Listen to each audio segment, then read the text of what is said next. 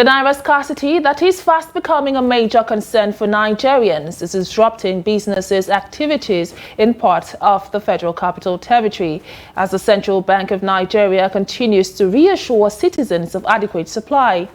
POS operators who now play a significant role in the supply chain say uncertainty in the system is worsening the situation, leading to more shortages in Naira in circulation. Zainab Kayare has more. While most residents who spoke to Trust TV say the situation is not severe in the FCT, it is beginning to look like a long-term challenge as they experience restrictions when trying to get access to cash either through the banks or point-of-sale operators. Of course, as I am right now, I'm very, very angry. I just went to my bank this morning. I wanted to withdraw about 40,000 naira, and they are giving me 5,000 naira. And I need like that 40,000 to use it for something. So I talked to the bank manager, and he was telling me that there is nothing they can do. It's only 5,000 they are giving. No matter how electronic we may try to go, cash is still very, very important. Because you can't go to a petty trader and say, I want to make a transfer or 200 naira or 300 naira to you. They won't take it. Even transporters that were paying 500, 1,000, they don't take transfer. You have to give them cash. Since last week now, we've been experiencing cashless. So we'll go to the bank to get money for the business. They'll say that there's no cash. The next day we'll go back. They say that they cannot give more than 100, 50 and all those, So we'll be stressing ourselves, going to towns, but still yet. For POS operators in the FCT, they are compelled to ration the limited cash in supply to maximize their business operations, adding that charges for transactions have not been affected by the Naira scarcity. Like this morning, I went to a POS merchant to get cash, and not only me, others. So the guy was telling us that banks are not dispensing, so I don't really know what's going on. I feel like it's because these banks, sometimes they are not reliable. Sometimes when you want to make transfer, you see that it's unsuccessful and they don't, retrieve it or return it to you till like days later. Many Nigerians remain concerned but optimistic ahead of the Yuletide season, with many expecting the CBN to address the factors responsible for the Naira scarcity. Zainab Garai, Trust TV News, Abuja. A federal high court in Abuja has issued a garnishee order freezing a total of 24 bank accounts belonging to the Kano state government.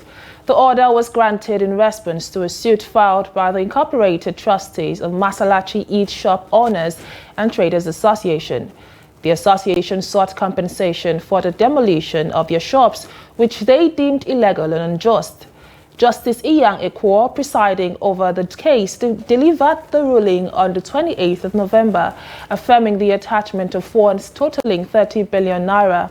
According to the certified true copy of ruling signed by the registrar Chioma Chijioke, the account and action is aimed at satisfying the judgment in favor of the shop owners following the alleged illegal demolition carried out by the state in June 2023.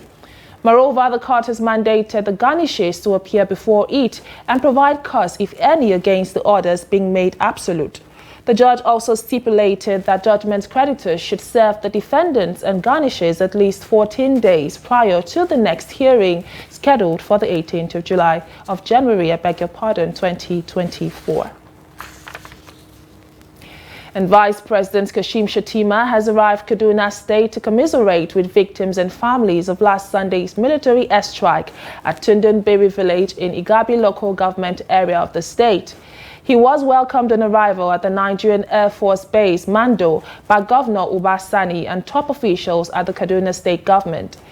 Shettima was earlier meant to visit the affected communities on Wednesday, but decided to move his visit to Thursday.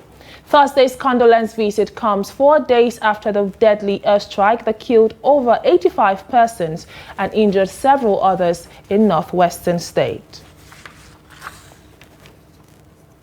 And the United States on Thursday said it is ready to help the Nigerian military in the area of reducing the incidence of accidental bombings to the barest minimum in the country if allowed to intervene. The U.S. said it would help in the area of deployment of artificial intelligence to improve the military's capacities, saying the measure would afford the Nigerian military avoid running afoul of international humanitarian law. The United States Bureau of Arms Control, Deterrence and Stability stated this in Abuja while fielding questions from selected journalists at the Roundtable Media Chat. And speaking during the chats, the center's Principal Deputy Assistant Secretary, Paul Dean, said his organization is willing to partner with the federal government to curb the proliferation of arms and ammunition in the country. The U.S. official maintained the adoption of technology would make operations predictable, transparent, stable and responsible, which he said would reduce the risk of an irresponsible approach.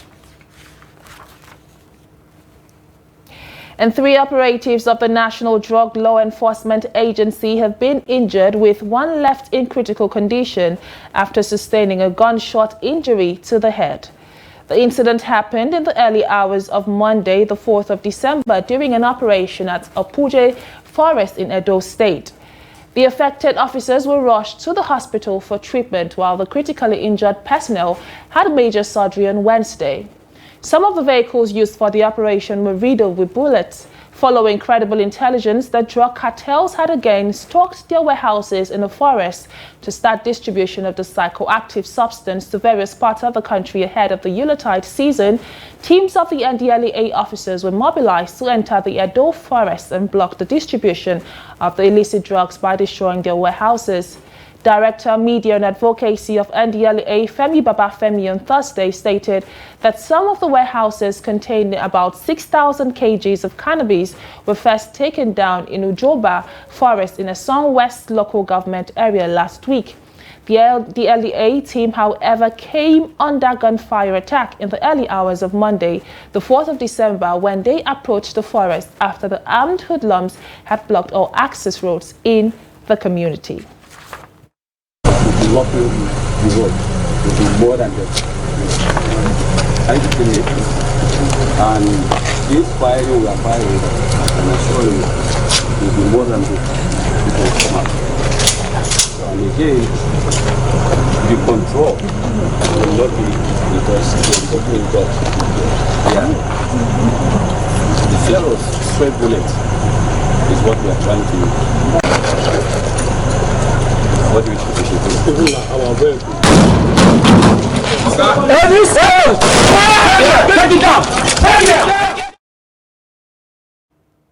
The Nigerian economy is experiencing a sluggish recovery as the government struggles to keep millions of small-scale businesses in operation under the current climate. The government is now calling on marketing and communications professionals to serve as catalyst for socio-economic transformation of the country as it targets 1 million small businesses for empowerment. Trust TV's Shafiu Suleiman reports. As Nigeria's federal government continues to troubleshoot the economy, this gathering presents an opportunity to deliberate on critical issues that will add value to national discourse. Represented by the Director General National Orientation Agency Lanre Isa Onilu, the minister highlighted reforms aimed at encouraging and strengthening small and medium enterprises in the country by the Bola Tinubu administration, which he says requires support of the marketing communications professionals to succeed. We need your creative solutions and approaches. We need your unparalleled network. We need your platform. This is not about propaganda or noise making.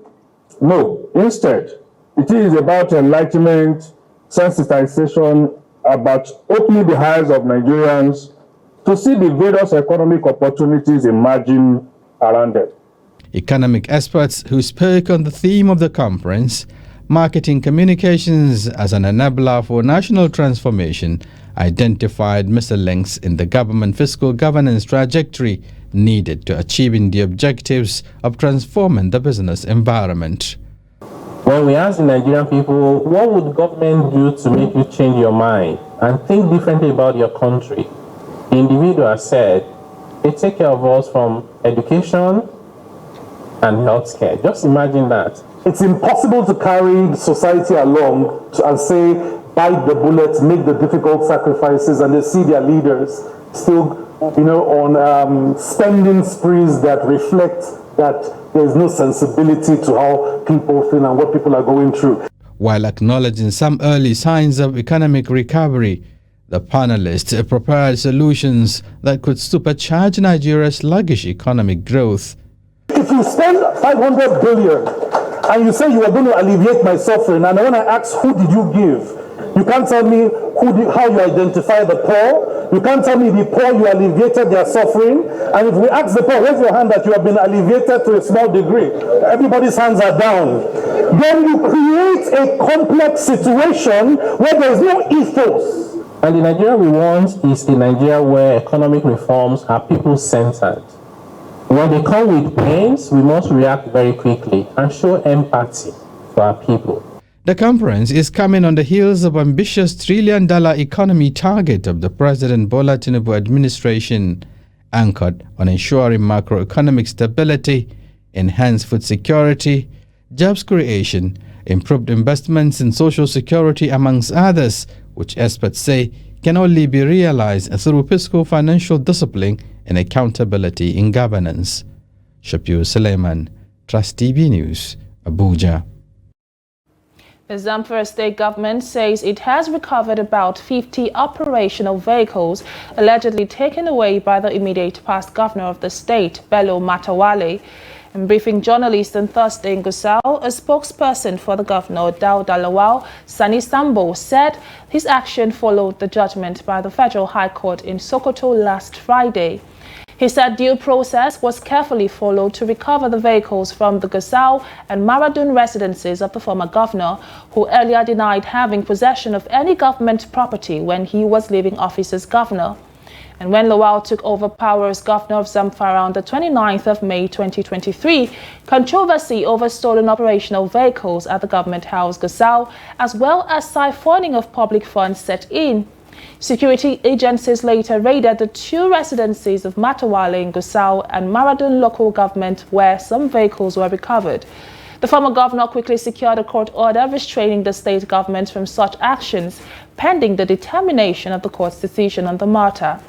According to the state government, the court in Sokoto dismissed the former governor's suit against it.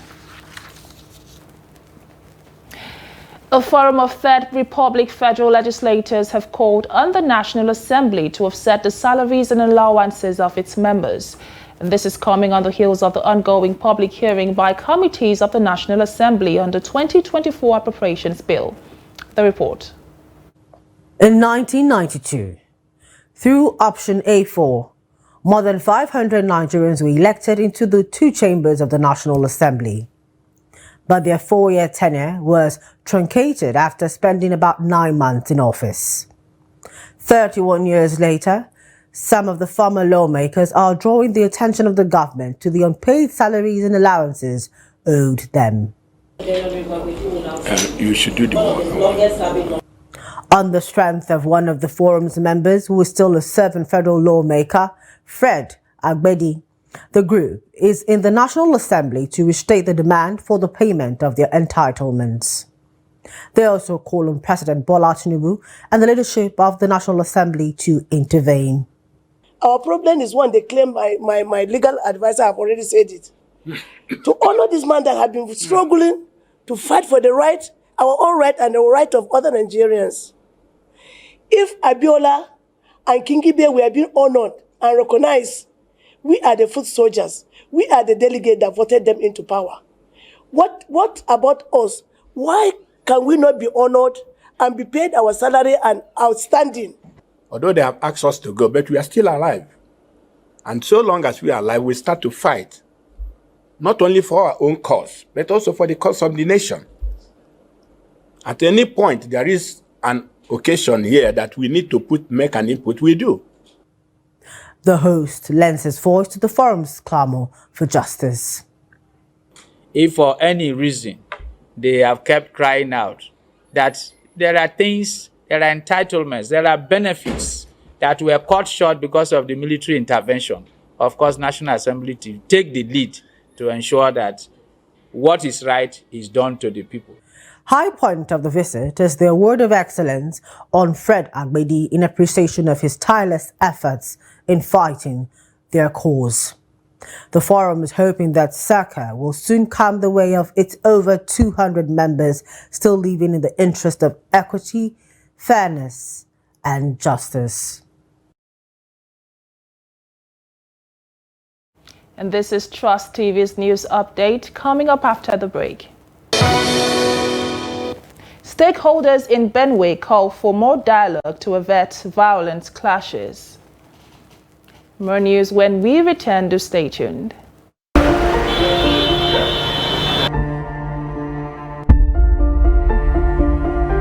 A dark trade is thriving here, in the heart of Mararaba, a bustling satellite town that stretches into Nigeria's Federal Capital Territory. There is one business for town inside Abuja. They do kidney harvesting. Abbas is one of at least 6 young men from Mararaba that have followed this dangerous path. One of my friends called me and told me that there is one hospital that they used to sell kidney. Selling organ is illegal, is unethical. The repercussions are many. One on the donor himself. Bai kamata ka kama yaro ko shi ne ya gaya maka yana so. Bai kamata ka dauki yaro ba shawaran iyaye. To yanzu da sun mutu za a yi zubar da gawawakin su kenan. I don't want me to bury my son. I want them to bury me. But as this thing happened, they're looking like just like ordinary picture. The investigation is yet to be concluded. The motive for the donation was money. And when they get the money, and the money will not be able to solve their problems, they ended up with regret. Most of them developed psychological issues. Some of them even got into depression.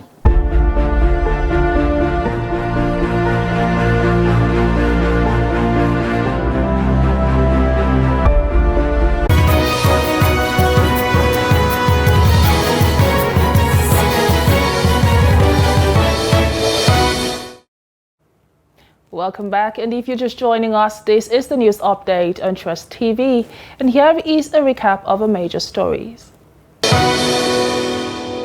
Naira scarcity unsettles residents in the FCT as concerns grow. And experts prefer solutions to supercharge Nigeria's economy for sustainable development. And moving on, the Food and Agriculture Organization says 26.5 million Nigerians face food crisis as poverty surges in the country, leaving many households unable to make ends meet due to the current economic climate, which has seen record-breaking food inflation. In this report, Trust TV's correspondent in Kano, Idris Jibrin, takes a look at Nigeria's quest to attain food security. His report. According to the United Nations, an estimated 25 million Nigerians are currently facing food shortage. The figure is expected to rise to 26.5 million in the next coming year. Poverty and climate change, persistent violence in Nigeria's northeast, armed banditry and kidnapping in the northwest are believed to be the major contributory factors to Nigeria's food insecurity. Food security is a core issue in development of people in Nigeria, and not only in Nigeria, but the world over. So Kano State government is really trying to partner, like I said, with different stakeholders, especially donor agencies, in ensuring that food is made available to the people of the state. You know, Kano State is the highest state with the highest population in Nigeria. We are talking about 20 million people. And God so kind, Kano State is blessed with that 75% of this population are actively engaged in agricultural value chain. This is the Wano grain market in Kano. It is probably the largest grain market in Africa, from where food items depart to different parts of Africa. Yet ordinary Nigerians are forced to buy at a price triple their earnings. Maize is now sold at 43,000 naira per bag, which is very difficult for the poor man to afford. According to these experts who recently met in Kano to discuss possible ways out, achieving food security in Nigeria requires investments in sustainable agricultural practices, supporting smallholder farmers in rural farming communities, as well as encouraging dry land agriculture, among other interventions. An agricultural development project in which is now focusing on production, especially climate resilient crop and especially nutrition sensitive crops. We expect that the farmers will have improved incomes. There will be improved food security, both for the farming families as well as the country. We expect there will be improvement in nutritional values at the household level. We also expect that there will be climate resilient production, especially in this northern environment where we are facing a lot of climate hazards. President Tinubu has since declared emergency on the nation's food crisis. Months after this declaration, Nigerians are still waiting for change. And while they wait, the threat of food insecurity is staring at their faces. Idris Jubrin, Trust TV News, Kano. And over the years, violent conflict have become part of the endemic challenges mitigating against the growth and development of peace between ethnic groups in Benue State. And following years of concerted efforts at restoring normalcy, law, order, effective dialogue has been championed as the panacea to recurring clashes in the state. Jimmy Adzande reports. The elder who identified factors that often compromise peace efforts in communities noted that until warring parties embrace dialogue and other initiatives that foster communal living, physical confrontations with their consequences will always be the order of the day. At times, disagreement arising from other things, family issues, women affairs, and other community problems. There are, of course, political issues that reach peace. Disagreement arising from political differences. The consequences are closer. Indeed, burning of houses is one of them. Loss of property, loss of lives is another, and a lot more. Experts on conflict resolution say there is need for civil society organizations and the media to do more in the areas of advocacy and peace reporting by identifying and reporting early warning signs to avert violent conflicts. So that the issue of promoting peace is not only something that will be left to government, it is something that is concern all of us. Now this is something that is beyond the security agencies. It's something that is beyond civil society. Everybody in the society has a responsibility to ensure that there is peace, even from the family front. And then when we go outside of the family, everywhere in our workplaces, in the marketplaces, it's all our responsibility to ensure that is peace. And since peace is a kind of a general thing, when there is peace, not only one person that is going to enjoy the peace. When there is conflict, it's not only one person or a particular set of people that will be affected. And that is why it's the multi-sectoral issue. Each and every journalist comes from a particular village.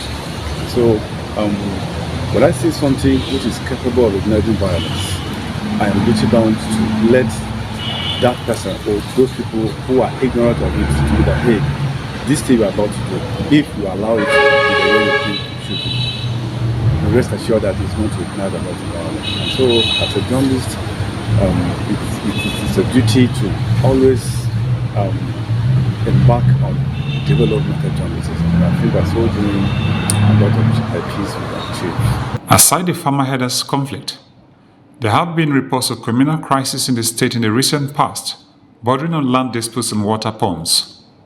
While the Aliyah government is working towards ensuring a peaceful Benue, experts have submitted that building peace is everyone's business. Jimmy Azande, Trust TV News, Makurdi. Away from Nigeria, Israeli troops on Thursday battled Hamas militants in the heart of southern Gaza's main city, where a suspected mastermind of the October 7 attack is believed to be hiding, while pressing their offensive across the besieged territory. Breaking through Hamas defenses of Gaza's second-largest city, Israeli troops, tanks, armored personnel, carriers and bulldozers rolled into Khan Yunis, forcing already displaced civilians to flee again, witnesses said. Hamas said late Wednesday on Telegram its fighters were engaged in fierce battles against Israeli troops on all axes of incursion into the Gaza Strip, as they claimed to destroyed 24 military vehicles in the north of the territory. And earlier, the Israeli army said it had pierced defensive lines and carried out targeted raids in the heart of the city, where they found and destroyed 30 tunnel shafts, while Prime Minister Benjamin Netanyahu said in a video statement that Israeli forces were closing in on the home of Hamas chief in the Gaza Strip, Yahya Sinwar, with a spokesman saying it is underground in the Khan Yunis area. And Sinwar stands accused of being one of the masterminds of the October 7 attacks on Israel that killed 1,200 people, mostly civilians, according to Israeli authorities, and saw around 240 hostages taken. And now to sports. Nigeria's forward Victor Osimhen has made the final three-man shortlist for the 2023 CAF Men's Player of the Year. And CAF announced the final shortlist on the official X handle on Thursday. Also up for the prestigious award are Morocco and Paris Saint-Germain defender Hakimi and Egypt and Liverpool forward Mohamed Salah. And last year's winner Sadio Mane failed to make the final shortlist, while Osimhen is the favorite to succeed the Senegalese. The 24-year-old led Napoli to their first Serie A title in 33 years last season, scoring 26 goals. The striker is looking to become the first Nigerian to win the award since Kanu Nwankwo was named the best player on the continent in 1999. The winner will be revealed at the CAF Award Gala on Monday, the 11th of December 2023 at the Palais des Congrès in Morocco. And with that, we've come to the end of News Update on Trust TV. Do well to follow us across all our social media accounts for more news, programs, and documentaries. My name is Chiamaka Nendu. Thank you for watching.